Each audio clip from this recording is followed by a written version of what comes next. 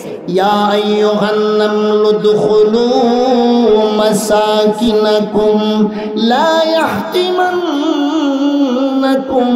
সুলাইমানু ওয়া জুনুদুহু ওয়া হুম লা ইয়াশউরুন। আল্লাহর জলিলুল কদর পয়গম্বর হযরত সুলাইমান আলাইহিস সালাম লক্ষ্য করে শোনেন, একটি পিপিলিকা তার অধীনস্থ বাকি পিপিলিকাদেরকে লক্ষ্য করে বলতেছে, হে পিপিলিকার দল, তোমরা তোমাদের গর্তে ঢুকে যাও, সুলাইমান পয়গম্বর তার দল সহ আসতেছে। যদি তোমরা তাদের পদতলে পিষ্ট হয়ে যাও তাহলে তোমরা মারা যাবে। আমার ভাই ও বন্ধুরা, এই কথাগুলো শুনিয়া হযরত সুলাইমান আলাইহিস সালাম মুস্কি হাসি দিলেন। ফাতাবাসসামা দাহিকাম মিন কাওলিহা। আল্লাহর পয়গম্বর হযরত সুলাইমান সেই পিপিলিকার কথা শুনিয়া মুস্কি হাসলেন। পিপিলিকাকে ডাক দিলেন। পিপিলিকাকে ডাক দিয়ে বলতে আরম্ভ করলেন, পিপিলিকা রে, তুমি যে কথা বলেছো আমি তোমার কথাগুলো শুনেছি এবং বুঝেছি। হ্যাঁ পিপিলিকা, আমি তোমাকে কিছু পুরস্কার দিতে চাই। পিপিলিকা বলতে আরম্ভ করলো, আপনি আমারে কি পুরস্কার দিবেন? সাধারণ একটা পিপিলিকা সারা দুনিয়ার বাদশারে লক্ষ্য করে বলতেছে, হে সুলাইমান নবী, আপনি আমারে পুরস্কার দিতে চাইতেছেন, আমি যেটা চাইবো সেটা আপনি আমারে দিতে পারবেন না, আর আপনি যেটা দিবেন সেটা আমার লাগবে না। সুবহানাল্লাহ বলেন, আরো জোরে সুবহানাল্লাহ বলেন। আল্লাহর জলিলুল কদর পয়গম্বর হযরত সুলাইমান আলাইহিস সালাম বলতে আরম্ভ করলেন, হ্যাঁ পিপিলিকা, দিতে পারি বা না পারি আগে বলো তো দেখি তুমি কি চাও। পিপিলিকা বলতে আরম্ভ করলো, তাইলে শুনেন, জিদনি উমরান ওয়া রিজকা। হ্যাঁ সুলাইমান পয়গম্বর, আপনি যেহেতু আমাকে দিতে চাইতেছেন তাহলে আমি আপনার কাছে দুইটি জিনিস চাইলাম। আপনি আমার রিজেক বাড়াইয়া দেন, 2 নম্বরে আমার হায়াত বাড়াইয়া দেন। সুলাইমান পয়গম্বর এবার নীরব হয়ে গেলেন। অল্প সময় পরে নীরবতা ভাঙ্গিয়া সুলাইমান পয়গম্বর বলতে আরম্ভ করলেন, পিপিলিকা রে, এমন 2টি জিনিস আমার কাছে তুমি চেয়েছো, এই 2টি জিনিস হইল আমার সাধ্যের বাহিরে। আমার সাধ্যের ভিতরে কোনো জিনিস তুমি চাও? পিপিলিকা কি কয় শুনেন। পিপিলিকায় বলতেছে, আপনার সাধ্যের ভিতরে যত জিনিস রয়েছে সবগুলো আল্লাহ আমাকে আমার প্রয়োজন মতো দিয়া দিছে। আলহামদুলিল্লাহি কাফা ওয়া সালামুন আলা ইবাদিহিল্লাযীনা ইসতাফা।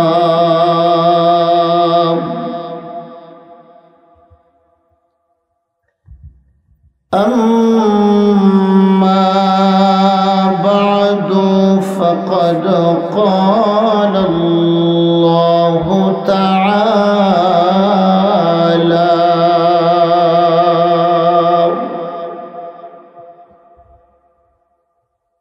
في كلامه المجيد والفرقان الحميد.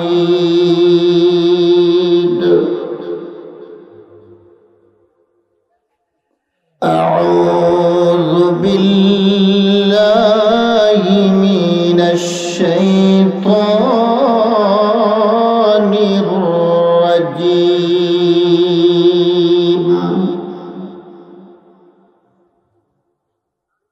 بسم الله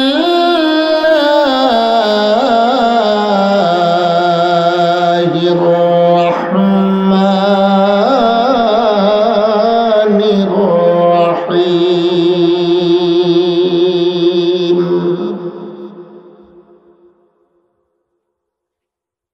والعصر إن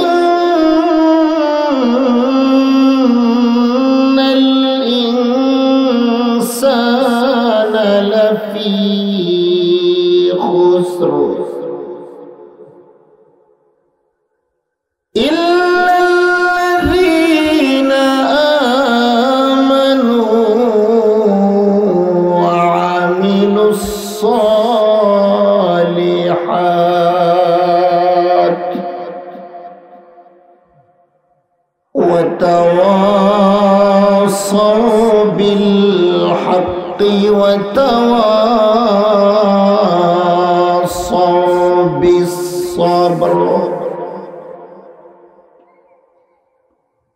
وقال رسول الله صلى الله عليه وسلم من صلى علي واحدة صلى الله عليه عشرا صلى الله على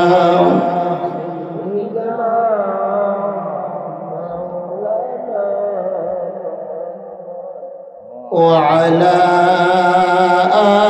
آله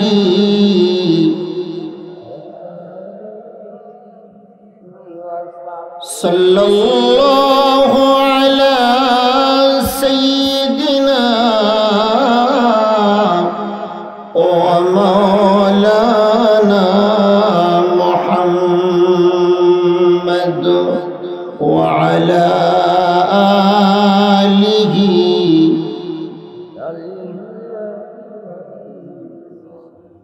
بلغ العلا بكماله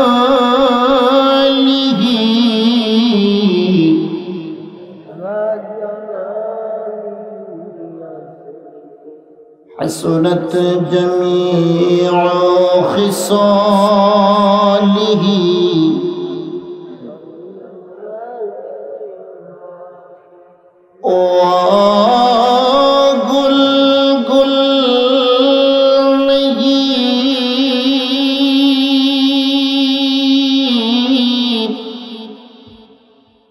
जिस गुल में खुशबू नहीं अवर वो दिल दिल नहीं है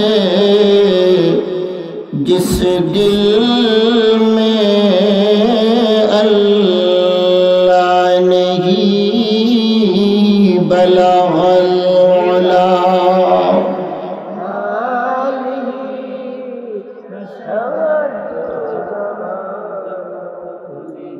हसनत जमीअ खिसालिही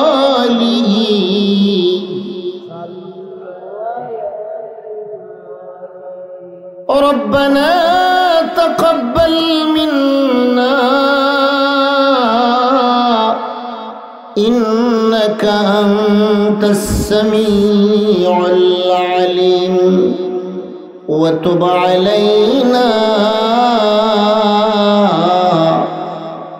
इन्नका अंतत तव्वाबुर रहीम। মহান আল্লাহ পাকের দরবারে আলী শানে লক্ষ কোটি শুকরিয়া আদায় করছি যে মহান প্রভু অত্যন্ত দয়া করে মেহেরবানি করে আমাদের মতো কয়েক নগণ্য বান্দাদেরকে এই ব্যস্ততম সময়ে দুনিয়ার ঝামেলা কাজকর্ম থেকে ফারিগ করে কোরআন এবং হাদিসের আলোচনা শোনার জন্য এই মসজিদের ডাকে সাড়া দিয়ে শামিয়ানার নিচে আসিয়া বসার তৌফিক দান করেছেন রব্বুল আলামিনের দরবারে শুকরিয়া আদায় করার জন্য অন্তরের গভীর থেকে শ্রদ্ধা জড়িত কণ্ঠে উঁচু আওয়াজে কালিমাতুশ শুকর আদায় করি বলিষ্ঠ আওয়াজে সকলে পড়ি আলহামদুলিল্লাহ। মুহতারাম হাজিরিন, আল্লাহ রব্বুল আলামিন আমাদেরকে সৃষ্টি করেছেন। সৃষ্টি করার পরে আমাদের জন্য নির্ধারিত একটি হায়াত দান করেছেন, যেটাকে আমরা জীবন বলি। কথা বলেন ঠিক না বেঠিক? কথা বলতে হবে। কিন্তু আমাদের হায়াতে জিন্দেগিকে আমরা জীবন বলি, দুনিয়ার জীবন। এই জীবন শেষ হয়ে গেলে আবার চলে আসবে মরণ। কথা বলেন ঠিক না বেটি? দুনিয়ার সমস্ত বিষয়ে মানুষের মধ্যে মতভেদ, ইখতিলাফ, মতানৈক্য রয়েছে, কিন্তু এই ব্যাপারে কাহারও দ্বিমত নাই, সবাই একমত, মরতে হবে। কথাটা ঠিক? আরো জোরে বলেন ঠিক না বেটি? হিন্দু, বৌদ্ধ, খ্রিস্টান, যে ধর্মেরই হোক না কেন, একতার উপর বিশ্বাস আছে যে আমাকে মরতে হবে, আমাকে মরতে হবে। কথা বলেন ঠিক কিনা? আমার ভাই ও বন্ধুরা, তো আল্লাহ রাব্বুল আলামিন মরণের আগে যে জীবন আমাদেরকে দান করেছেন, এই জীবনের দাম আছে না নাই? আরো জোরে বলেন। এই জীবনের প্রত্যেকটি মুহূর্ত, প্রত্যেকটি ক্ষণ, প্রত্যেকটি মিনিট, প্রত্যেকটি সেকেন্ড স্বর্ণের চাইতেও আরো বেশি দামি। ঠিক না বেটি? আমার ভাই ও বন্ধুরা, আমাদের জীবন থেকে যে সময়গুলো মাইনাস হয়ে গেছে, সারা বাকি জীবন চিৎকার করলেও একটা মিনিট ফিরে পাবেন না। ঠিক আছে না? ফিরে আসবে? 1 মাস কান্না করলেন, আল্লাহ একটা মিনিট বাড়াইয়া দাও, একটা মিনিট বাড়াইয়া দাও, হবে না। সময় নির্ধারিত। এজন্য জীবনের প্রত্যেকটি সময়ের, মুহূর্তের, মিনিটের, সেকেন্ডের বড় দাম। কিন্তু আমরা তো এগুলো বুঝি না, বুঝলেও মানি না। কথা বলেন। এজন্য আল্লাহ রাব্বুল আলামিন ওয়াল আসরি সূরার ভিতরে সর্বপ্রথম সময়ের কসম করেছেন। কিসের কসম করেছেন? আল্লাহর জন্য তো কসম খাবার কোনো প্রশ্নই আসে না। ঠিক কিনা বলেন? বান্দা বিশ্বাস করলে করো, না করলে না করো, আমি আল্লাহর কোনো লস নাই না? আল্লাহর লস আছে। সারা দুনিয়ার মানুষ যদি বেনামাজি হয়ে যায়, আল্লাহর কোনো ক্ষতি আছে? সারা দুনিয়ার মানুষ নামাজি হয়ে গেল, আল্লাহর কোনো লাভ আছে? না। এরপরেও আল্লাহ কেন কসম করেন? এই ওয়াল আসরি সূরার ভিতরে আল্লাহ সময়ের কসম কেন করলেন? সময়ের গুরুত্ব বোঝানোর জন্য। কিসের জন্য জুড়ে বলেন? সময়ের গুরুত্ব বোঝানোর জন্য। এজন্য আল্লাহ রাব্বুল আলামিন বলেন ওয়াল আসরি ইন্নাল ইনসানা লাফি খুসর। আল্লাহ রাব্বুল আলামিন বলেন, হ্যাঁ দুনিয়ার মানুষ শুনো, আমি আল্লাহ সময়ের কসম করে বলতেছি, দুনিয়ার সমস্ত মানুষ ক্ষতিগ্রস্ত, ধ্বংসপ্রাপ্ত। দুনিয়ার সমস্ত মানুষ বিফল, একমাত্র ওই সমস্ত মানুষ সফল যাদের মধ্যে 4টি গুণ আছে। জোরে কোন সুবহানাল্লাহ। দুনিয়ার সমস্ত মানুষ ক্ষতিগ্রস্ত, ধ্বংসপ্রাপ্ত, বিফল, একমাত্র ওরাই সফল, ওরাই কামিয়াব যাদের মধ্যে কয়টি গুণ আছে? আরো জোরে বলেন। এই কথাটি আল্লাহ সময়ের কসম খাইয়া বলছেন। কিসের কসম খাইয়া? সময়ের কসম খাইয়া। আমার ভাই ও বন্ধুরা, একটু মনোযোগ দিয়ে কথাটা শুনেন। সময় ছাড়া দুনিয়াও হাসিল হয় না, আখিরাতও হাসিল হয় না। দুনিয়া হাসিল করতে হইলেও সময় লাগে, আখিরাত হাসিল করতে হইলেও, আখিরাত কামাই করতে হইলেও সময় লাগে। সময় ছাড়া কিছুই হয় না। কথা বলেন ঠিক কিনা? সময় ছাড়া কিছু হয়? এখন যে বসে আছেন, এটা কি সময় ছাড়া হইতেছে? আরো জোরে বলেন। একটু পরে মাহফিল শেষ হয়ে যাবে, আমরা যাইয়া ঘুমাইব, ঘুমটা কি সময় ছাড়া হবে? অথবা খানা খাইব, খানা খাওয়াটা কি সময় ছাড়া হবে? আমার ভাইরা, কোনো কিছু সময় ছাড়া নাই। যা কিছু হয় সব সময়ের ভিতরে। ঠিক কিনা বলে? এজন্য দুনিয়ার ক্ষেত্রে উন্নতি সাধন করতে হলেও সময়ের লাগে, আখিরাতের ক্ষেত্রে উন্নতি সাধন করতে হলেও সময় লাগে। এজন্য সময়ের বড় দাম। বিদায় সময়ের গুরুত্ব বোঝানোর জন্য মহান আল্লাহ ওয়াল আসরি সূরার ভিতরে সর্বপ্রথম সময়ের কসম করেছেন। মানব জাতিকে বুঝাইতেছেন, হে জগতের মানুষ, তোমাদের জীবনের প্রত্যেকটি মুহূর্ত, প্রত্যেকটি প্রত্যেকটি সেকেন্ড, প্রত্যেকটি মিনিট বড় দামি। এজন্য এই সময়ের মূল্য দাও, এই সময়ের কদর করো, সময়ের সৎ ব্যবহার করো, তাহলে তোমার ইহকালও কামিয়াব হবে, পরকালও কামিয়াব হবে। দুনিয়ার কোনো মানুষ বিফল হতে চায় না, ঠিক কিনা বলেন?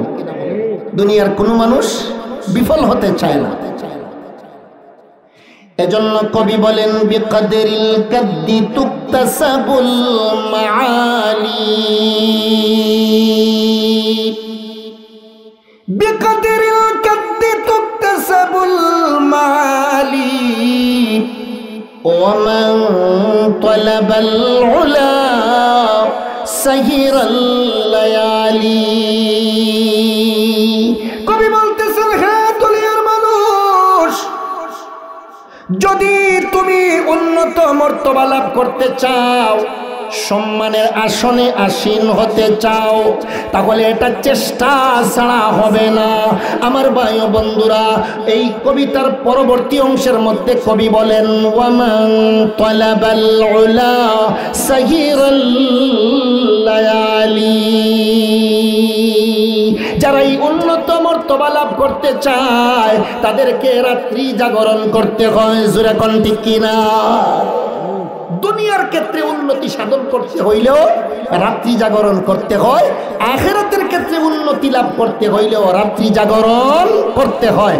আমার ভাইরা যেমন মনে করেন রাত্রি জাগরণ কইরা কি করে? রাত্রি জাগরণ কইরা পরিকল্পনা করে আগামীকালকে কি করব, কোথায় যাব, কোন কাজ করব।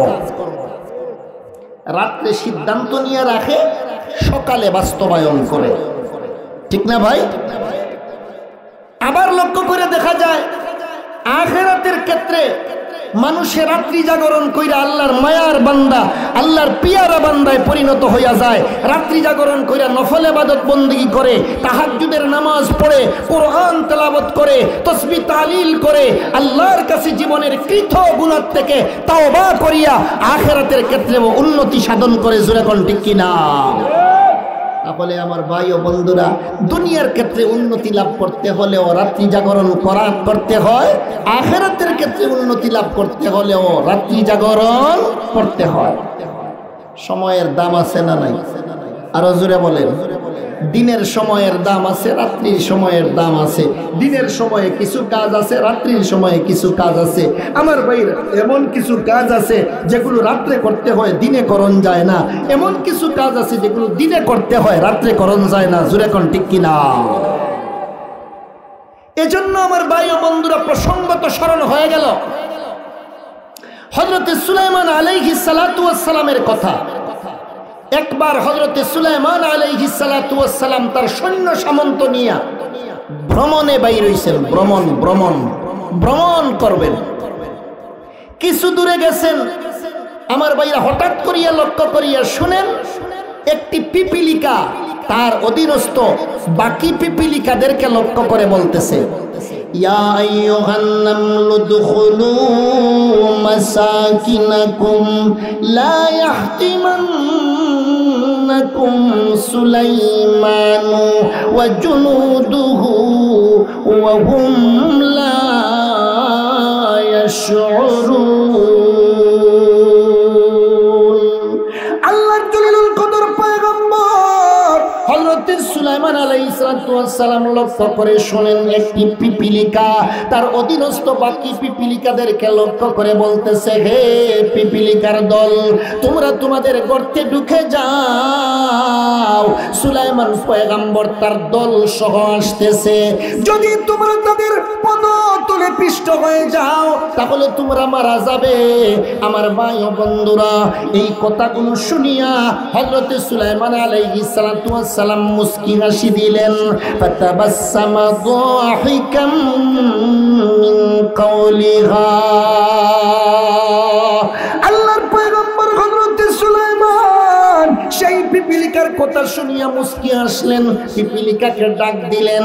পিপিলিকাকে ডাক দিয়ে বলতে আরম্ভ করলেন, পিপিলিকা রে, তুমি যে কথা বলেছ আমি তোমার কথাগুলো শুনেছি এবং বুঝেছি। সুলাইমান পয়গম্বরকে মহান আল্লাহ পশু এবং পাখির ভাষা বোঝার ক্ষমতা দিয়েছিল। সুবহানাল্লাহ, জোরে বলেন। পশু পাখির ভাষা বুঝতেন।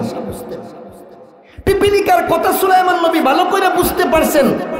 কথাটা শুই না সুলাইমান পয়গম্বর মুস্কি হাসি দিলেন, পিপিলিকাকে ডাক দিলেন, পিপিলিকা এদিকে আসো। এবার সুলাইমান পয়গম্বর পিপিলিকাকে লক্ষ্য করে বলতে আরম্ভ করলেন, হ্যাঁ পিপিলিকা, আমি তোমাকে কিছু পুরস্কার দিতে চাই। পিপিলিকা বলতে আরম্ভ করলো, আপনি আমারে কি পুরস্কার দিবেন? আমার ভাই ও বন্ধুরা, সুলাইমান পয়গম্বর একদিকে আল্লাহর নবী, অপর দিকে সমস্ত দুনিয়ার বাদশাহ। শক্তি আছে না নাই? সমস্ত দুনিয়ার বাদশাহ, শুধু Bangladesh, Pakistan, America, Britain, German, জাপানের নয়, আমার ভাইরা গোটা পৃথিবীর বাদশা ছিলেন সুলাইমান পয়গম্বর। সাধারণ একটি পিপিলিকা সুলাইমান পয়গম্বরকে লক্ষ্য করে বলতেছে, আপনি আমাকে কি পুরস্কার দিবেন? হযরত সুলাইমান আলাইহিস সালাতু ওয়াস সালামকে লক্ষ্য করে পিপিলিকা বলতে আরম্ভ করব, আমি আপনার কাছে যা চাইবো আপনি আমাকে তা দিতে পারবেন না, আর আপনি যা আমারে দিবেন সেটার প্রয়োজন আমার হবে না। সুবহানাল্লাহ বলেন। কত বড় ট্রেড দিয়া কথা বলছে, চিন্তা করছেন নি ভাই? সাধারণ একটা পিপিলিকা সারা দুনিয়ার বাদশারে লক্ষ্য করে বলতেছে, হে সুলাইমান নবী, আপনি আমারে পুরস্কার দিতে চাইতেছেন, আমি যেটা চাইবো সেটা আপনি আমারে দিতে পারবেন না, আর আপনি যেটা দিবেন সেটা আমার লাগবে না। সুবহানাল্লাহ বলেন, আরো জোরে সুবহানাল্লাহ বলেন। সুলাইমান পয়গম্বর তো হতভম্ব, আশ্চর্য হয়ে গেলেন। আমি সমস্ত দুনিয়ার বাদশাহ, আমি সমস্ত দুনিয়ার বাদশাহ, আর সাধারণ একটি পিপিলিকা আমাকে লক্ষ্য করে বলতেছে যে সে যা চাইবে আমি নাকি তাকে তা দিতে পারবো না, আর আমি যেটা দিব সেটা নাকি তার লাগবে না। আল্লাহর জলিলুল কদর পয়গম্বর হযরত সুলাইমান আলাইহিস সালাতু ওয়াস সালাম বলতে আরম্ভ করলেন, হ্যাঁ পিপিলিকা, দিতে পারি বা না পারি, আগে বলো তো দেখি তুমি কি চাও? তুমি কি চাও বলো। দিতে পারি বা না পারি এটা পরবর্তী কথা, না পারলে তো না পারলাম, শুনতে তো অসুবিধা নাই, না পারলে না পারলাম, শুনতে তো অসুবিধা নাই। আমার ভাই ও বন্ধুরা, সুলাইমান নবী কিন্তু মনে মনে ভাবতেছেন, সাধারণ একটা পিপিলিকা আর আমারে কত শক্ত হইয়া মজবুতির সঙ্গে বলতেছে সে যা চাইবে আমি নাকি তা দিতে পারবো না। আচ্ছা বলো তো দেখি তুমি কি চাও, শুনতে তো অসুবিধা নাই। বলে না, শুনতে কোনো অসুবিধা নেই। পিপিলিকা বলতে আরম্ভ করলো, তাইলে শুনেন, জিদনি উমরান ওয়া রিজকা।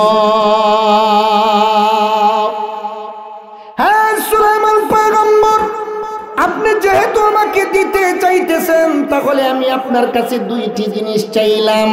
আপনি আমার রিজেক বাড়াইয়া দেন, 2 নম্বরে আমার হায়াত বাড়াইয়া দেন। সুবহানাল্লাহ বলেন। একবারে টাইট, ঠিক কিনা বলেন? আপনি যখন এতই শখ আপনার আমারে দিতে চাইতেছেন, তো 1 নম্বরে আমারে রিজেক বাড়াইয়া দেন, 2 নম্বরে আমারে হায়াত বাড়াইয়া দেন। আমার ভাই ও বন্ধুরা, বলুন তো দেখি, সারা দুনিয়ার বাদশা হইতে পারেন কিন্তু একটা সেকেন্ড বাড়াইয়া দিতে পারবেন? আরো জোরে বলেন। আমার ভাই ও বন্ধুরা, সুলাইমান পয়গম্বর তো হতভম্ব হয়ে গেছেন পিপিলিকার কথা শুই না। আমি তো মনে করছিলাম হয়তো 2 লক্ষ টাকা বা 5 লক্ষ টাকা এইভাবে কোনো কিছু চাইবো, অথবা 2 বস্তা গম, অথবা 2 বস্তা চাউল। পিপিলিকা তো চাউল খায়, গম খায়, এগুলো মনে হয় চাইবো। ও আল্লাহ, এখন এমন জিনিস চাইয়া বসছে যেটা টোটালি সাহিত্যের বাহিরা। বলতেছে জিদিনি উমরান ওয়া রিজকা। হ্যাঁ সুলাইমান পয়গম্বর, আপনি যখন আমাকে দিতে চাইতেছেন, আমার রিজেক বাড়াইয়া দেন, আমার হায়াতে জিন্দেগি বাড়াইয়া দেন। সুলাইমান পয়গম্বর এবার নীরব হয়ে গেলেন। অল্প সময় পরে নীরবতা ভাঙ্গিয়া সুলাইমান পয়গম্বর বলতে আরম্ভ করলেন, পিপিলিকা রে, এমন 2টি জিনিস আমার কাছে তুমি চেয়েছো, এই 2টি জিনিস হইল আমার সাধ্যের বাহিরে। আমার সাধ্যের ভিতরে কোনো জিনিস তুমি চাও। পিপিলিকা কি কয় শুনেন। পিপিলিকায় বলতেছে, আপনার সাধ্যের সাধ্যের ভিতরে যত জিনিস রয়েছে সবগুলো আল্লাহ আমাকে আমার প্রয়োজন মতো দিয়া দিছে।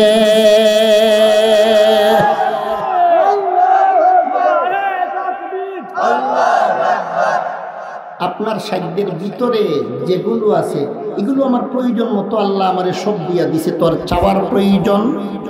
সুবহানাল্লাহ কোন, আরো জোরে সুবহানাল্লাহ কোন। আমার ভাইরা পিপিলিকার কথাটারে আমাদের বাস্তব জীবনে একটু মিলান তো দেখি।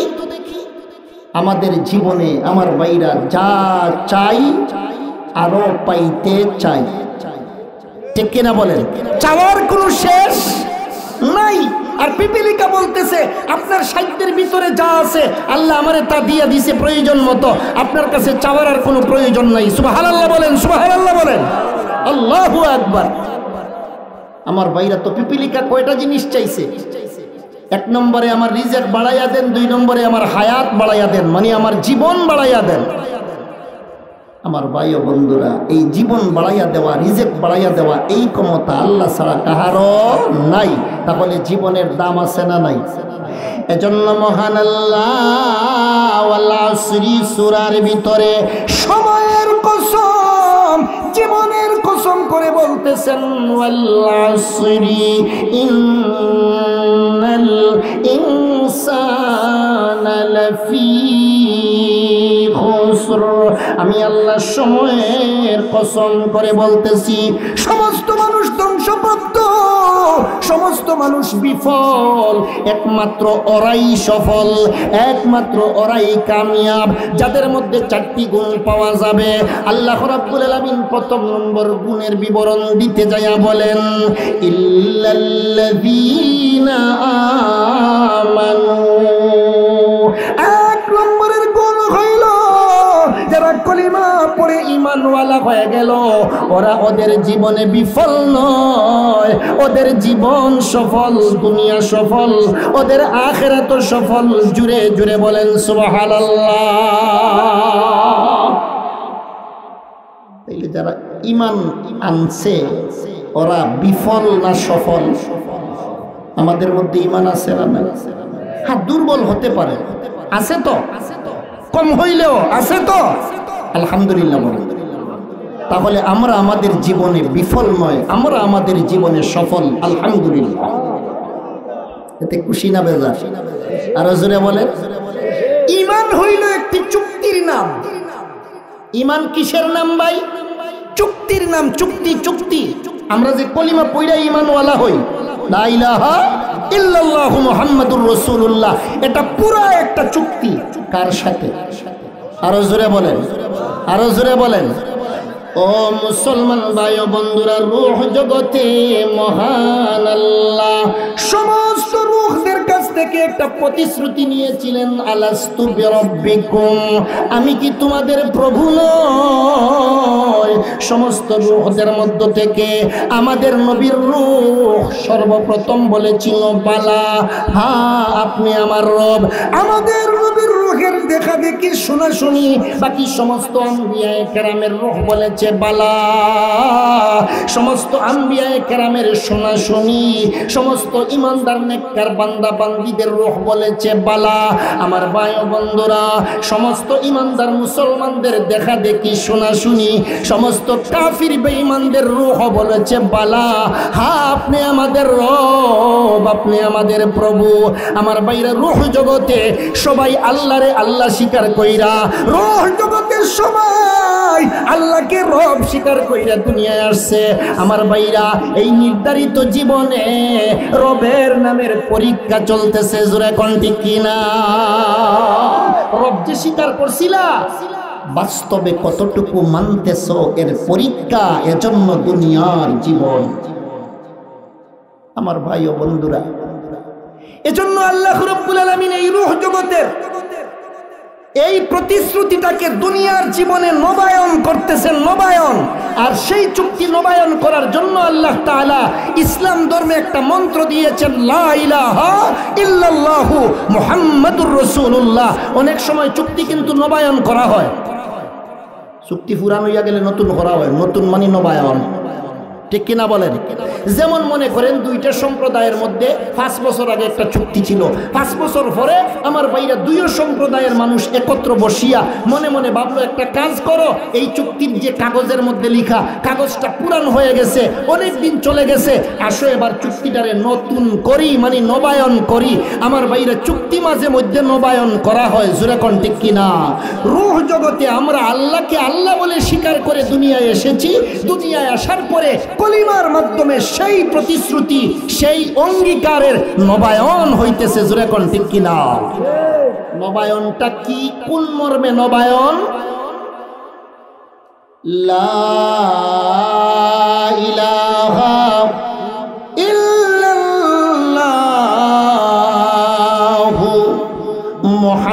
মুহাম্মাদুর রাসূলুল্লাহ।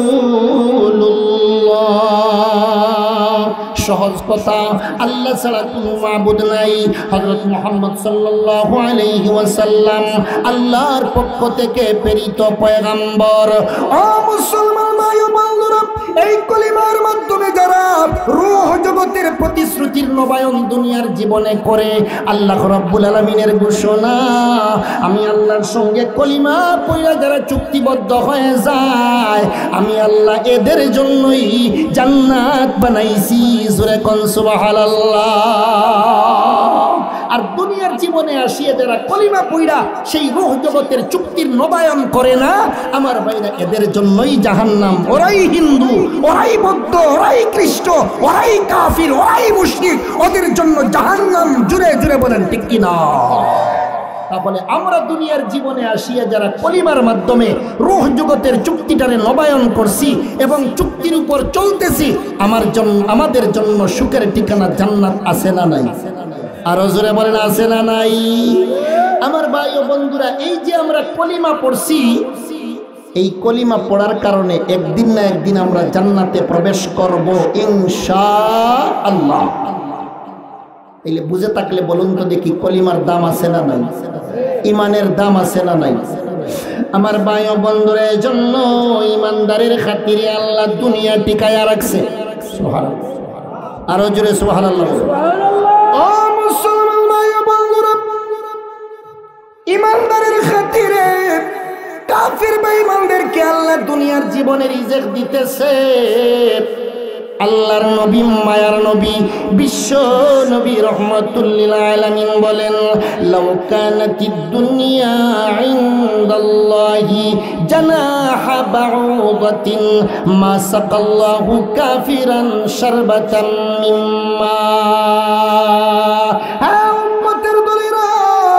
আল্লাহর কাছে যদি এই দুনিয়ার মূল্য একটা মাছির দানা পরিমাণ হইতো, তাহলে মহান আল্লাহ একজন কাফিরকে এক বিন্দু পানি পর্যন্ত পান করাইতেন না। আমার ভাইরা, হাদিস দ্বারা বোঝা গেল দুনিয়ার ধন সম্পদ এর কোনো মূল্য আল্লাহর কাছে নাই। আল্লাহর কাছে মূল্য হইল ইমানদার এবং তার ইমানের জোরে কোন ঠিক কিনা? ইমানদারের খাতিরে আল্লাহ দুনিয়া টিকায়া রাখছে, ইমানদারের খাতিরে আল্লাহ কাফির বেঈমানদেরকে রিজিক দিতেছে। এজন্য আমার ভাইরা, বাংলাদেশের মুসলমানদের আমার ভাইরা খাতিরে আমেরিকার কাফির বেঈমানরা, ব্রিটেন, জার্মান, ইসরায়েলের কাফির বেঈমানরা খানা খাইতেছে, জোরে কোন ঠিক কিনা? ইমানদার না থাকলে দুনিয়া থাকবে না, ঠিক কিনা বলে?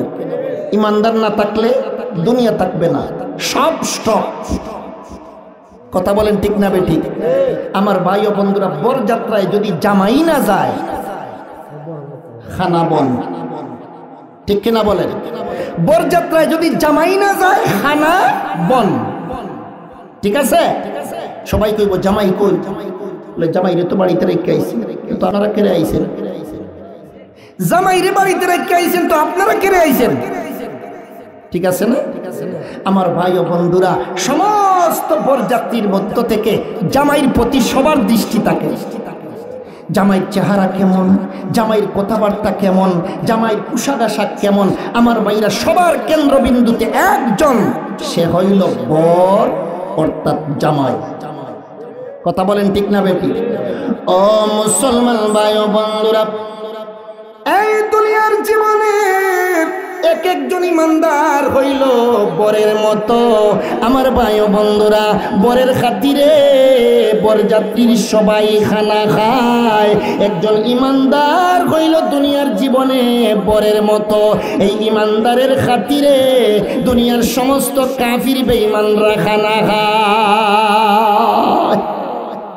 ইমানদারের দাম আছে না নাই? ইমানদারের দাম কেন? ইমানের কারণে, ঠিক আছে না?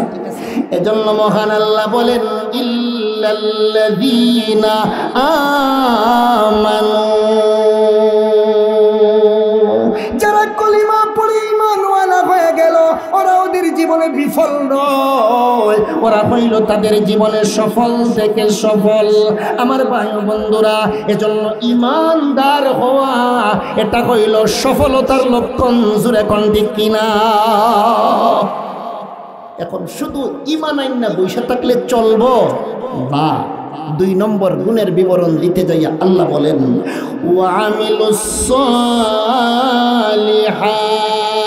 সালিহাত। হ্যাঁ দুনিয়ার ইমানদার মুসলমানেরা, তোমরা যদি সফল জীবন লাভ করতে চাও, আমি আল্লাহর ঘোষণা রে, তোমরা ইমানদার হওয়ার সঙ্গে সঙ্গে নেক আমল করনেওয়ালা হয়ে যাও, নামাজি হয়ে যাও, রোজাদার হয়ে যাও, সম্পদশালী হইলে যাকাত দাও, হজ করো, সৎ পথে চলো, হালাল খাও, ভালো ভালো কাজ করো। এগুলার নামই হইল নেক আমল। আমার ভাই ও বন্ধুরা, আল্লাহর কোন বান্দা বান্দি যদি দুনিয়ার জীবনে নেক আমল করে রে, তার ঈমান বাড়তে থাকে। ঈমান বাড়তে বাড়তে এক পর্যায়ে আল্লাহর সেই বান্দা এবং বান্দি আল্লাহর ওলি হইয়া যায়, আল্লাহর একেবারে কাছের মানুষ হইয়া যায়। জোরে কোন সুবহানাল্লাহ। আমরা আল্লাহর কাছের মানুষ হতে চাই না, দূরের মানুষ থাকতে চাই? কাছের মানুষ হতে চাইলে ঈমানের সাথে নেক আমলের দরকার আছে না নাই? তাহলে আজ থেকে ওয়াদা করেন, নামাজ ছাড়বো। আরো জোরে বলেন, নামাজ ছাড়বো ইনশাআল্লাহ বলেন। আমার ভাই ও বন্ধুরা, রমজান মাস আসলে পরে দিন যতই লম্বা হোক রোজা ছাড়বো না ইনশাআল্লাহ বলেন। সব পথে চলবো ইনশাআল্লাহ বলেন। আমার ভাই ও বন্ধুরা, এইভাবে যদি চলতে পারেন, আপনি আপনার জীবনে বিফল নয়, আপনি সফল থেকে সফল। সুবহানাল্লাহ বলেন। আরো জোরে সুবহানাল্লাহ বলেন। আমার ভাই ও বন্ধুরা, প্রসঙ্গ তো স্মরণ হয়ে গেল নেক আমলের কথা। আমরা তো টাকার বাহাদুরি দেখাই, আর আল্লাহর ওলিয়া উলিয়া যারা, ওরা আমলের বাহাদুরি দেখায়। সুবহানাল্লাহ কোন? আরো জোরে সুবহানাল্লাহ বলেন। আমার ভাই ও বন্ধুরা, রাবিয়া বছরিয়া একবার নদীর ঘাটে গেছেন। নদীর ঘাট, সুরমা নদী আছে না, মনে করেন নদীর ঘাটে গেছেন। যাইয়া লক্ষ্য করিয়া দেখেন আমার বাইরে একজন পুরুষ পানির উপরে মুসল্লা বিছাইয়া নামাজ পড়তেছে। আরো জোরে বলেন, কিসের উপরে মুসল্লা বিছাইয়া নামাজ পড়ে? পানির উপরে। ভালো করে গভীরভাবে তাকায়া লক্ষ্য করিয়া দেখেন আর কেউ নয়, হাসান বসরি। সুবহানাল্লাহ বলেন। আল্লাহর ওলি হাসান বসরি পানির উপরে মুসল্লা বিছাইয়া নামাজ পড়তেছেন। রাবিয়া বসরিয়া এই অবস্থা দেখা উনারও শরীরের মধ্যে জজবা এসে গেছে। সুবহানাল্লাহ বলে, তুমি পারো আমি কি পারি না? তুমি পারো আমি কি পারি না? রাবিয়া বসরিয়ার হাতে ছিল মুসল্লা। আমার ভাইরা বাতাসের মধ্যে মুসল্লাটারে ঢিল মারছে, বাতাসের উপরে মুসল্লা আটকিয়া গেছে। আল্লাহর মায়ার বান্দি রাবিয়া বসরিয়া বিসমিল্লাহ বলিয়া বাতাসে বাসমান মুসল্লায় পাও রাখিয়া নফল নামাজে দাঁড়ায়া গেছে। আচ্ছা, তুলনামূলক বলুন তো দেখি, যিনি পানির উপরে নামাজ পড়ে আর যিনি বাতাসে নামাজ পড়ে, কার ক্ষমতা বেশি? আরো জোরে বলেন। হ্যাঁ, আমিও একমত, কারণ পানি দেখা যায়, বাতাস তো দেখাই যায় না, ঠিক কিনা বলেন? আমার ভাইরা, বাতাসের উপরে মহিলায় নামাজ পড়ে না পুরুষে? আরো জোরে বলেন। মহিলাটার নাম রাবিয়া। কি নাম? পানির উপরে নামাজ পড়ে, নাম হইল হাসান বসরি। আমার ভাই ও বন্ধুরা, তো আগে কে নামাজ আরম্ভ করছে? আগে হাসান বসরি নামাজ আরম্ভ করছেন। তো নিয়ম হইল উনার নামাজটাই আগে শেষ হবে। আমার ভাইরা, হাসান বসরি নামাজ শেষ করার জন্য ডানে সালাম ফিরাইয়া যেই মাত্র বামে সালাম ফিরাইছেন, লক্ষ্য করিয়া দেখেন একজন মহিলা বাতাসে বাসমান অবস্থায় নামাজ পড়তেছে। ভালো কইরা তাকাইয়া দেখেন, তো আর কেউ না রে, মুসাম্মদ রাবিয়া বেগম। কেটা? রাবিয়া বেগম। রাবিয়া বসরিয়ার নামাজ যখন শেষ হইয়া গেছে, রাবিয়া বসরিয়া বলতে আরম্ভ করলেন, বাহাদুরি তো আর কম দেখাইলেন না।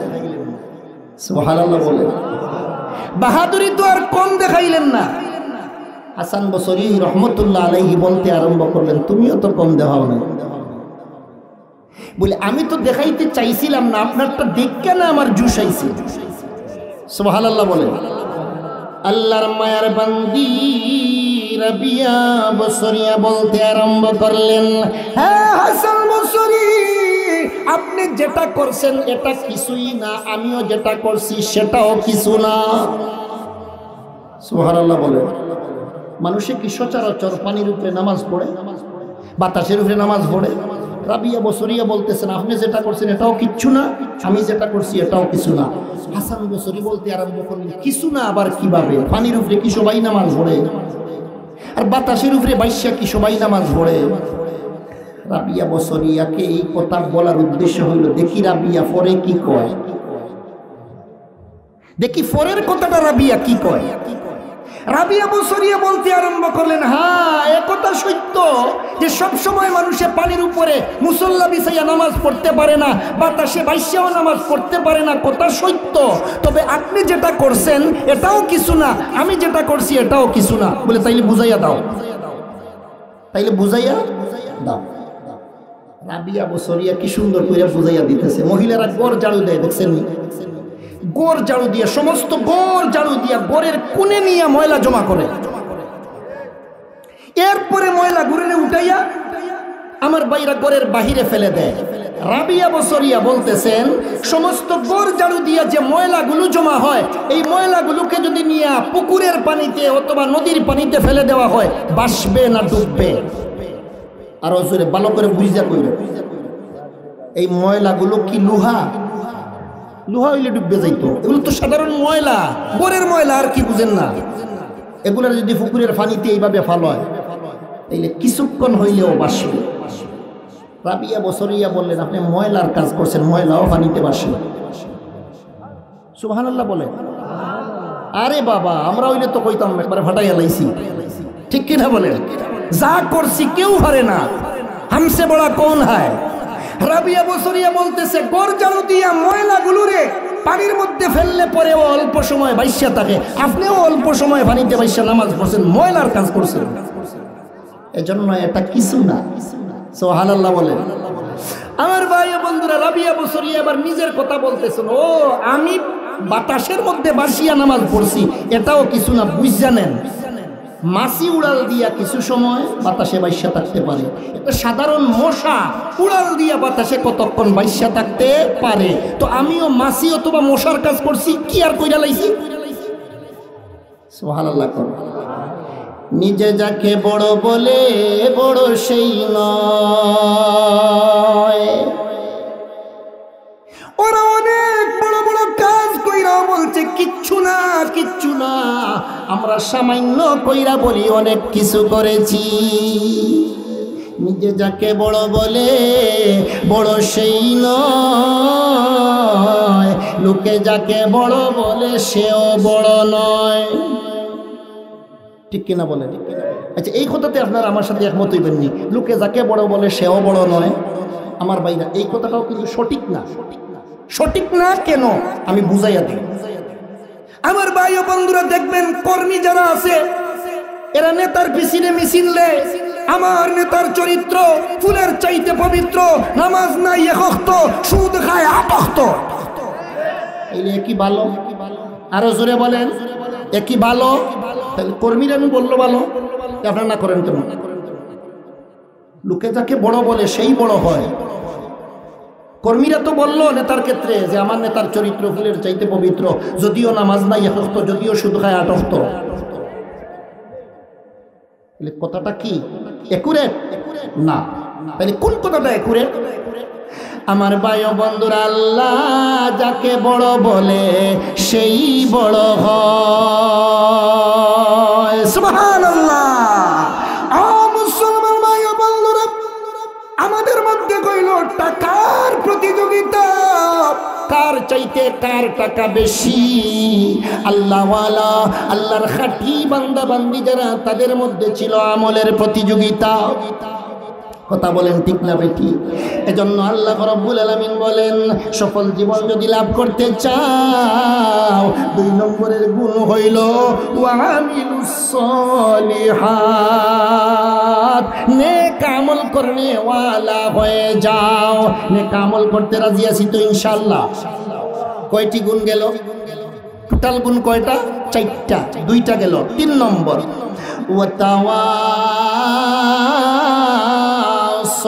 বিল হক। আল্লাহ রাব্বুল আলামিন বলেন 3 নম্বরের গুণ হইল ওই সমস্ত মানুষ সফল যারা একে অন্যরে হকের উপদেশ দেয়। আমার ভাই ও বন্ধুরা, হকের উপদেশ দেওয়ার অর্থ কি? মুফাসসিরিনে কেরাম বর্ণনা করেন। আমার ভাই ও বন্ধুরা, একজনে আরেকজনকে বলে তুমি লা ইলাহা ইল্লাল্লাহ পড়ো, আর যারা লা ইলাহা ইল্লাল্লাহ বলিয়া কলিমা পড়ে মুসলমান হয়ে গেছে, একজনে আরেকজনকে বলে ভাই আমিও কলিমার উপর অটল আছি, তুমিও অটল থাকো, আমাদেরকে মরণ পর্যন্ত কলিমার উপর অটল থাকতে হবে। একজনে অন্যজনকে কলিমার উপদেশ দেয়, ইসলামের উপদেশ দেয়, ভালোর উপদেশ দেয়, হকের উপদেশ দেয়। এজন্য মহান আল্লাহ বলেন ওয়াতাওয়াসাউ বিল হক, যারা একে অন্যকে হকের উপর প্রতিষ্ঠিত থাকার জন্য উপদেশ দেয়, ওরা ওদের জীবনে বিফল নয়, ওরা হইল সফল। হকের উপর যারা প্রতিষ্ঠিত থাকতে চায়, তাদের উপর বালা মুসিবত আসবেই আসবে। আইসেনি বেলালের উপরে, আরো জোরে বলেন। আইসেনি আম্মার ইবনে ইয়াসিরের উপরে, সাহাবায়ে কেরামের উপরে নির্যাতনের পর নির্যাতন। আমার ভাই ও বন্ধুরা, আর পরেও সাহাবায়ে কেরাম ঈমান থেকে, ইসলাম থেকে পিছপা হয় নাই। কারণ হকের উপর যারাই প্রতিষ্ঠিত থাকবে, আমার ভাই ও বন্ধুরা, এদের উপর বিপদ আসবে, অত্যাচার আসবেই আসবে। বর্তমান ফিলিস্তিনের দিকে তাকায় লক্ষ্য করিয়া দেখেন, আমার ভাই ও বন্ধুরা, ফিলিস্তিনের মুসলমানেরা নির্যাতিত, নিপীড়িত, একমাত্র কারণ হইল ওরা হকের উপর প্রতিষ্ঠিত। আমি আপনাদেরকে লক্ষ্য করে বলতে চাই, কয়েক বছর আগের ঘটনা, যেমনি ভাবে আমার ভাইরা আফগানিস্তান থেকে আমেরিকান বাহিনী স্বেচ্ছায় লেজ গুটাইয়া পালাতে বাধ্য হয়েছিল, অনতি বিলম্বে আমার ভাইরা ফিলিস্তিন ছেড়ে ইসরায়েলি বাহিনী পালাতে বাধ্য হবে। জোরে কোন ঠিক কিনা? হকের উপর প্রতিষ্ঠিত থাকতে গেলে বিপদ আসবেই, বিপদ আসলেই ধৈর্য ধরতে হবে। জোরে বলেন ঠিক কিনা? ইসরায়েল বর্তমানে ফিলিস্তিনের উপর নির্যাতন করতেছে, আর ফিলিস্তিনের মুসলমানরা ধৈর্য ধরতেছে, আল্লাহকে বলতেছে আমার বাইরে একদিন অবশ্যই সাহায্য আসবে। জোরে কোন ঠিক কিনা? এজন্য সাহায্য আসার আগে ধৈর্যের প্রয়োজন, ঠিক কিনা বলেন? এজন্য মহান আল্লাহ 4র্থ নম্বর গুণের বিবরণ দিতে যাইয়া বলেন ওয়াতাওয়াসাউ বিস সাবর। হ্যাঁ দুনিয়ার মানুষ শোনো, যারা একে অন্যকে সবরের উপদেশ দেয়, ওরাও ওদের জীবনে বিফল নয়, ওরাও হইল ওদের জীবনে সফল। আমার ভাই ও বন্ধুরা, আমি আপনাদেরকে লক্ষ্য করে বলতে চাই, কোন মুসলমানকে বিপদে দেখলে আমরা বলবো ভাই সবর করো, সাহায্য আসবে। কোনো প্রয়োজন দেখা দিলে আমরা বলবো তুমি হা হুতাশ করিও না, তুমি অধৈর্য হইও না, ধৈর্য ধারণ করো, আল্লাহর সাহায্য আসবে। কারণ মহান আল্লাহর ঘোষণা ইন্নাল্লাহা মা'আস সাবিরিন। আল্লাহ বলেন আমি হইলাম ধৈর্যশীলদের সাথী। ধৈর্য ধরলে ধৈর্যশীলের সাথী মহান আল্লাহ হয়ে যায়। এজন্য আমার ভাইরা এই ওয়াল আসরি সূরার ভিতরে বর্ণিত 4টি গুণের উপর যারা আমল করবে ওরা ওদের জীবনে বিফল নয়, ওরা সফল থেকে সফল। আল্লাহ তাআলা আমাদের সকলকে যেন এই ওয়াল আসরি সূরার ভিতরে বর্ণিত 4টি গুণের উপর আমল করে সফল মুসলমান হওয়ার তৌফিক দান করেন। সকলে বলেন আমিন, আরো জোরে বলেন আমিন।